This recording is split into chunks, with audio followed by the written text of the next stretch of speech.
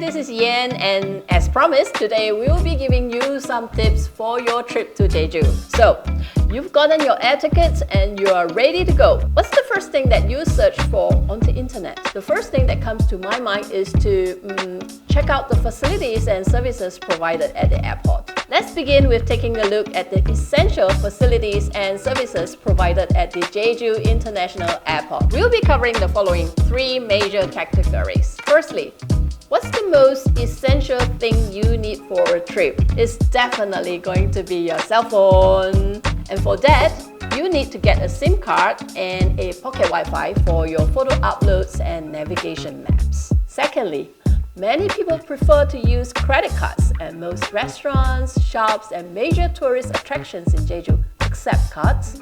But you never know. Some traditional markets and smaller shops may prefer cash, so we recommend that you get some local currency at the airport before you start your journey. The next important part is how to get to your accommodation from the airport. Rental cars are an option, but it may be a little bit complicated, so we'll go into details the next time. Let's take a look at how to use the bus system first. You would need a transportation card called T-Money card, which I have here, where you can just buy it from the convenience store and charge it there as well. Then, you'll be able to see all the bus stops once you leave the airport. I think it's useful to check with the Tourist Information Center inside the airport first before you take the bus, because there's a lot more information about the bus routes in Jeju and they are not as easy to understand. So we probably need another video to cover that. In case you are planning to travel with someone with disabilities, you can find more information at the Tourist Information Counter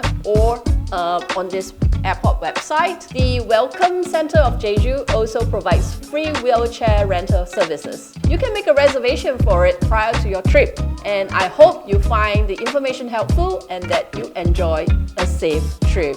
And talking about safe, I really hope this doesn't occur to you, but if you do feel sick or you get injured while on the way to the airport, you can get some medical care at the airport clinic or you can get some medication at the pharmacy. And in case, so much in case, right? Your luggage becomes too heavy as a result of over shopping, which you probably will, you can choose to send your stuff via the airport post office service. There's also a luggage storage service at the airport, so if you don't feel like carrying everything around, you can use that service. Last but not least are the recreational services and retail shops available at the airport. There's Olive Young, where you can stock up all your skincare and makeup products. There's also cafes where you can have a cup of coffee while waiting for your flight. There's lots of restaurants where you can fill your stomach, and souvenir shops where you can buy local souvenirs and gift items before you leave. There's also an observatory on the 4th floor that I